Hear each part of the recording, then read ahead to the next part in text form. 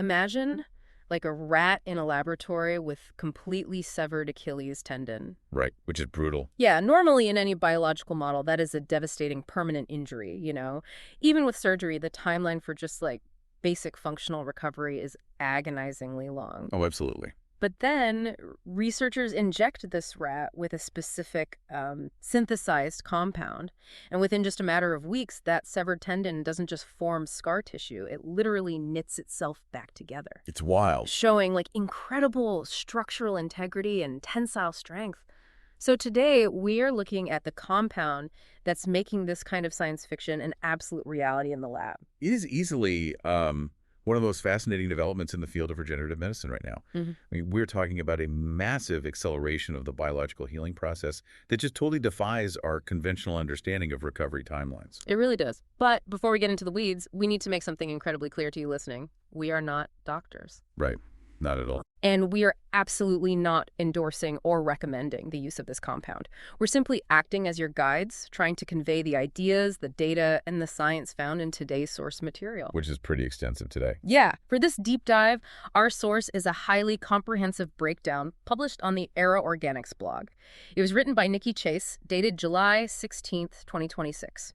And this piece outlines the 8 major preclinical benefits, the exact biological mechanisms, and this is crucial, the severe, often overlooked risks of a synthetic peptide known as BPC-157. Yeah, that risk part is so important. Okay, let's unpack this, because the basic definition of this thing is just wild. It really is. So BPC stands for body protection compound. It's a synthetic peptide made up of a chain of just 15 amino acids. And its origin, it is derived from a protein found naturally inside human gastric juice. Yeah. Literally our stomach acid. And, that origin story establishes the central tension of our deep dive today. How so? Well, on one side, you have this intensely studied research compound that demonstrates practically miraculous healing effects across multiple biological systems. We're talking from your gut to your brain, your muscles, your bones. Right. But on the flip side, it sits entirely in this highly controversial, super murky regulatory gray area. It has absolutely zero approved human therapeutic use. None. Which means every single miraculous benefit we discussed today is strictly based on animal models and preclinical research. Exactly. None of this is cleared for your local pharmacy. But to understand why athletes, biohackers, and researchers are so obsessed with it, we kind of have to start at the source. Like, if BPC-157 comes from stomach acid, it stands to reason we should first look at how it operates in the digestive system. Yeah, and that is really the foundational superpower of this peptide. Because it originates from human gastric juice protein, its primary evolutionary function is repairing gastrointestinal tissue. Oh, okay. Think about the sheer amount of chemical and mechanical stress our stomachs and intestines endure every single day, right? They're essentially vats of acid. Yeah, it's a harsh environment down there. Extremely. So when things go wrong, the damage is severe. But in these preclinical animal trials, BPC-157 has been shown to rapidly heal GI lesions caused by things humans consume constantly. Like what? We're talking about massive cellular damage from NSAIDs. So your standard over-the-counter painkillers like ibuprofen and aspirin. Oh, wow. And also damage from heavy alcohol consumption, and even severe inflammatory bowel conditions, like induced colitis in rats. I always hear that NSAIDs can punch holes in your stomach lining if you take too many of them, but how is this tiny 15 amino acid chain actually fixing that damage? The source material mentions it interacts heavily with nitric oxide pathways, but what does that even look like on a cellular level? To put it simply, nitric oxide is it's a signaling molecule in the body that acts sort of like a traffic cop for your blood vessels. Okay, a traffic cop. Right. When the nitric oxide pathway is stimulated, it tells your blood vessels to relax, to widen, and just open up. Imagine widening a 1-lane dirt road into a 4-lane superhighway. Right, getting more cars through. Exactly.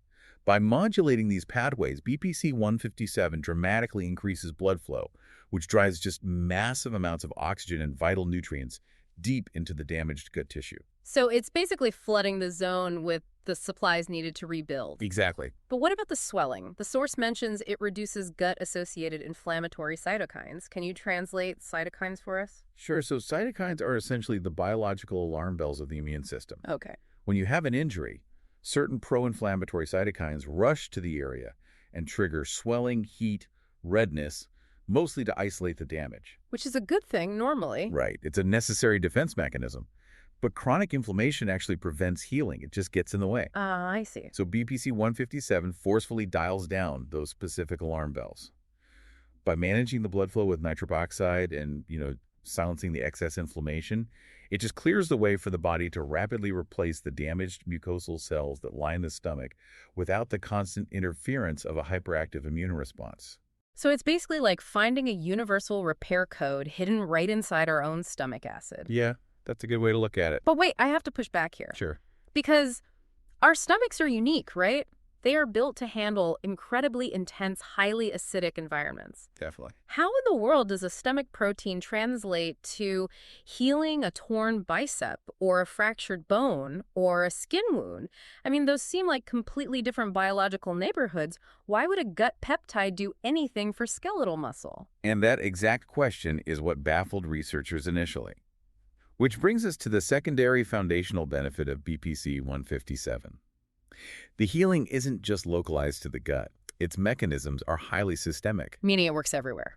Exactly. When it's introduced into the body, it interacts with growth hormone receptors and hyperstimulates fibroblast activity. Fibroblasts. Remind me what those are. They're the cellular biological factories that manufacture collagen.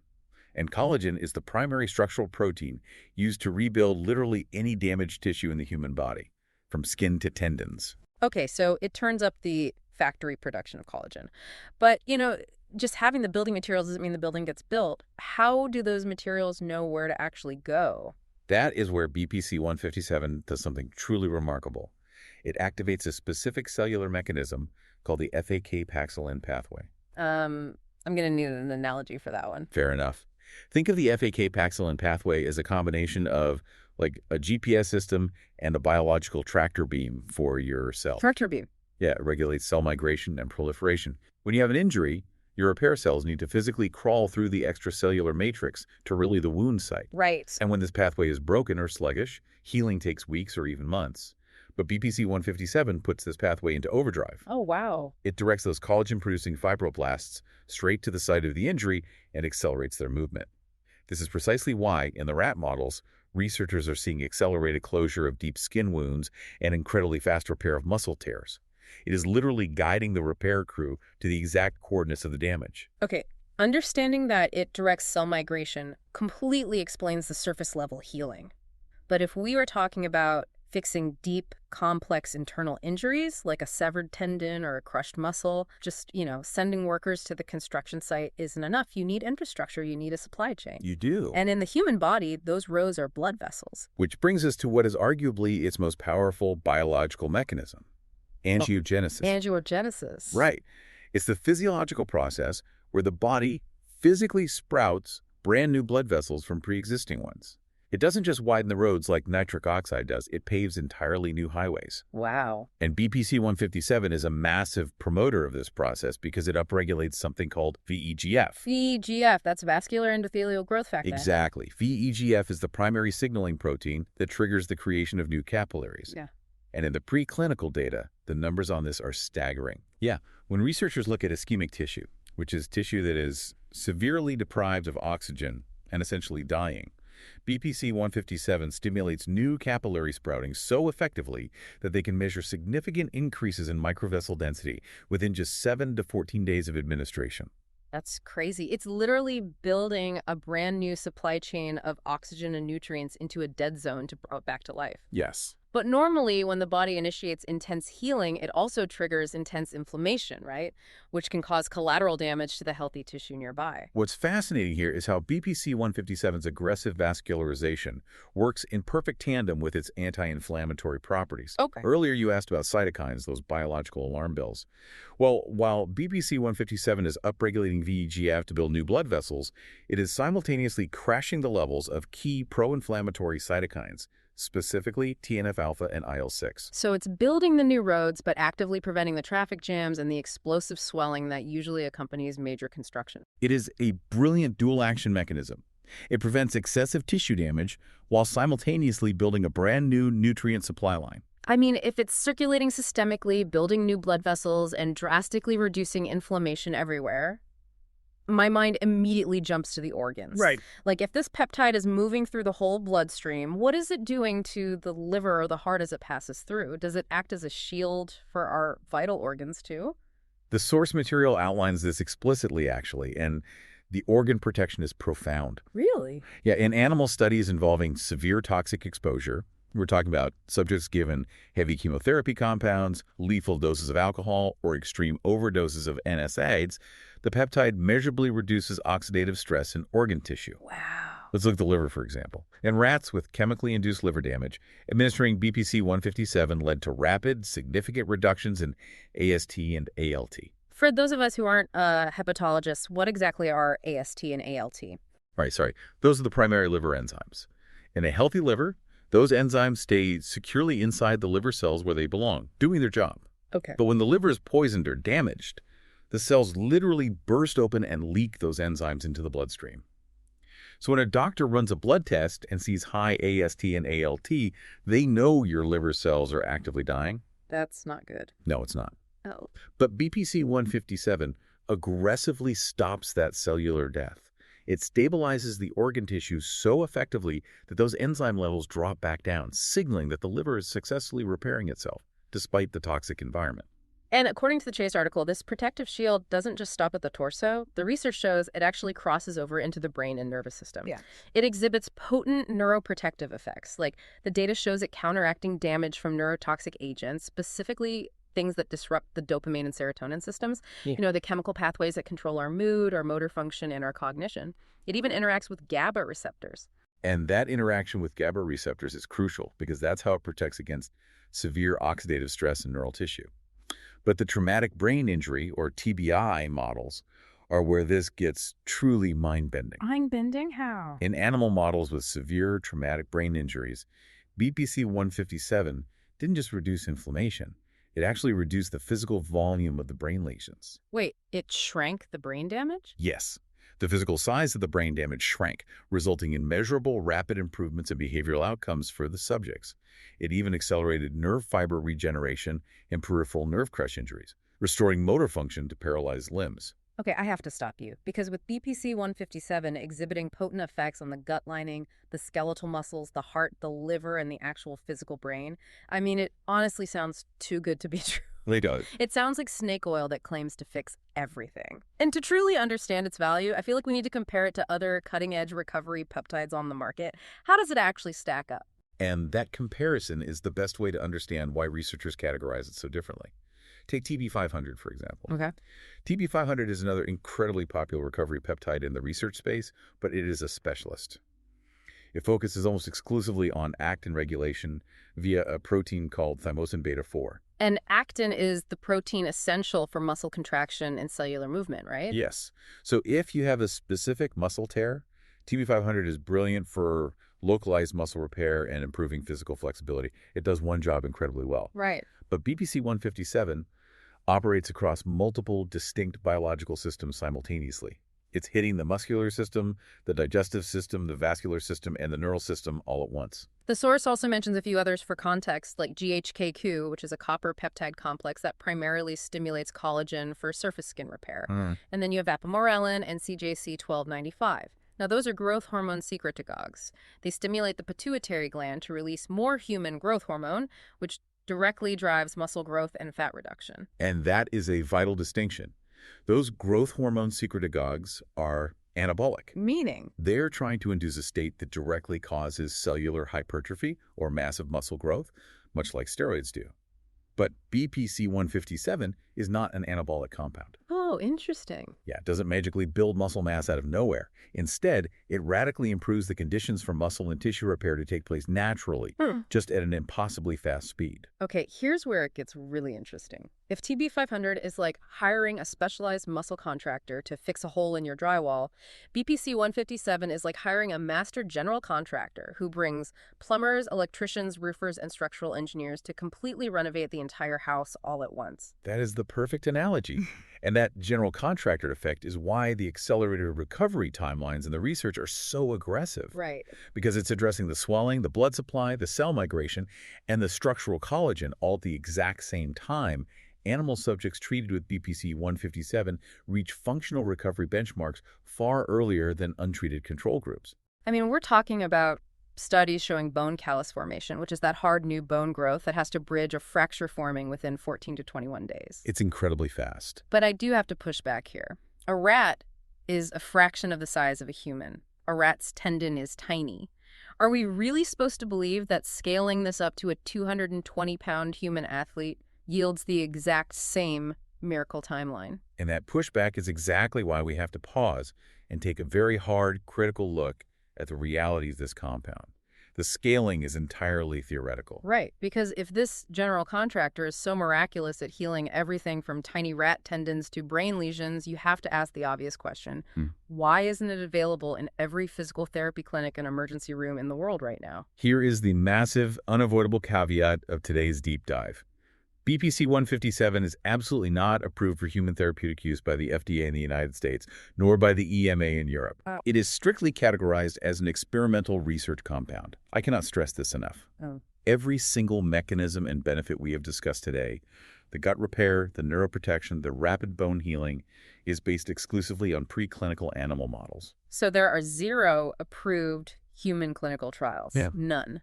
We have no gold standard, double-blind, placebo-controlled human data. Not at all. And extrapolating biological data from a rodent model to complex human physiology carries, an enormous amount of scientific uncertainty. It does. While it is constantly touted as a miracle peptide in underground biohacking circles and online forums, the side effects and risks are very real. What kind of side effects? Anecdotally, and in higher dose animal toxicity studies, side effects include severe nausea, severe gastrointestinal discomfort, extreme fatigue, dizziness, and painful localized reactions at the injection site. Yikes. Plus, because there is no FDA oversight, sourcing BPC-157 outside of regulated pharmaceutical channels carries massive, terrifying risks. You are buying from unregulated laboratories. Right, you don't really know what you're getting. Exactly. There are no verified manufacturing standards. You risk heavy metal contamination, incorrect peptide sequencing, and completely inaccurate, potentially dangerous concentration levels. And because there are no human trials, there's no standardized human dosing protocol. People online are literally just guessing based on rat math.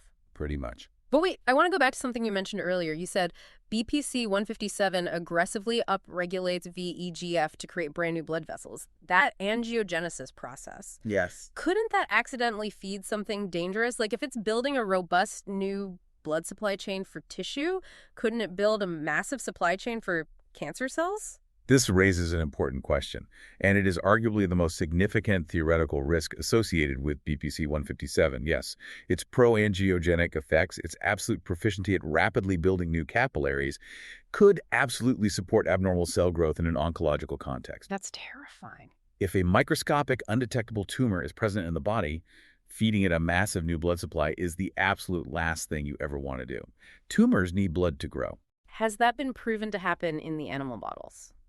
To be perfectly clear, no peer-reviewed research has confirmed a direct causal relationship between BPC-157 and the genesis of new tumors. Okay. However, artificially forcing the creation of new blood vessels in a completely unregulated way warrants extreme caution, particularly for any individual with a personal or family history of cancer. It is a theoretical risk, but it is a massive one. And because it interacts so heavily with nitric oxide pathways and neurotransmitters and growth hormone receptors, there have to be massive unknown risks regarding drug interactions too, right? Unquestionably. We have absolutely no idea how prolonged systemic use of BPC-157 interacts with common human medications. Like what? Does it severely interfere with NSAIDs over a long period? How does it interact with prescription blood thinners and anticoagulants, given its intense effect on vascularization? Oh, true. What about women on hormonal therapies or birth control? The sheer lack of long-term human safety data means that anyone utilizing this compound is flying completely blind into a biochemical storm. I mean, if we connect this to the bigger picture, it really highlights the Wild West nature of the current peptide landscape. The underlying science is incredibly promising, but the regulatory and safety gap is a chasm that you fall into at your own risk. It's a profound dichotomy between ultimate biological potential and ultimate regulatory unknown. So what does this all mean? We've spent this deep dive exploring a compound that feels like it was pulled straight out of a sci-fi novel. It really does. On one hand, BPC-157 is a tiny 15 amino acid peptide that demonstrates absolutely unprecedented multisystem healing in preclinical animal trials. We're talking about a compound that can repair severe gastrointestinal lesions, actively protect brain tissue from traumatic toxic damage, and rapidly knit together severed tendons by forcing the body to build brand new blood vessels from scratch. But on the other hand, it is an entirely unregulated, unapproved frontier.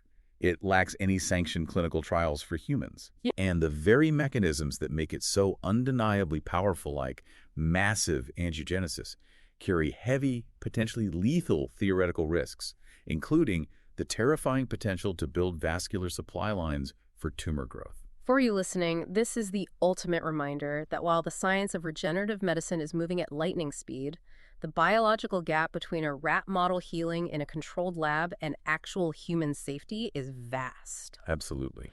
It is incredibly easy to get swept up in the promise of a rapid healing cheat code, but the reality is deeply complex, unverified, and carries significant, potentially life-altering risk. Which leaves us with a final thought to mull over. Yeah. We've just spent this entire time marveling at a synthetic compound that was originally discovered inside human gastric juice. Right. If our very own stomach acid naturally holds a 15 amino acid sequence capable of healing traumatic brain injuries and severed tendons in a matter of weeks, it makes you wonder, are we looking at the future of medicine through the wrong lens? Instead of spending billions engineering synthetic chemicals in a lab from scratch, perhaps the next century of pharmacology won't be about invention at all.